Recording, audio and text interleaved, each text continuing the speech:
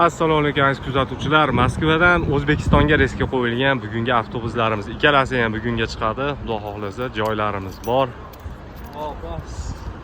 Sankt-Peterburg, Moskva shaharlarida yurgan aka-uka opa-singillarimiz uchun ajoyib imkoniyat. O'zbekistonga ketmoqchi bo'lib yurganlarga nomerlar qoldirib qo'yamiz.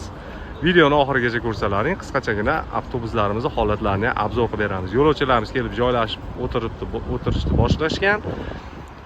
Ko'rib turganlaringiz mana bagajlarga yuklangan.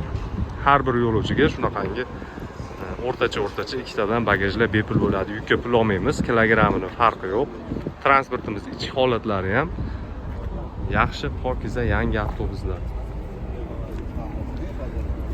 Ketmoqchi bo'lganlar bemalol aloqaga chiqib ko'rasizlar. Ayza mana poyabzallarimizni yechib chiqamiz. Gilamlar to'shab qo'yilgan. Assalomu alaykum, yaxshi o'tiribsizmi? Aka, yaxshi joylashib oldingizmi? Aka-ukalarimiz mana joylashib chiqib ketishyapti. Avtobus ichida konditsioner, zaryadni, yo'lda keladigan hamma sharoitlar bor vatandoshlar.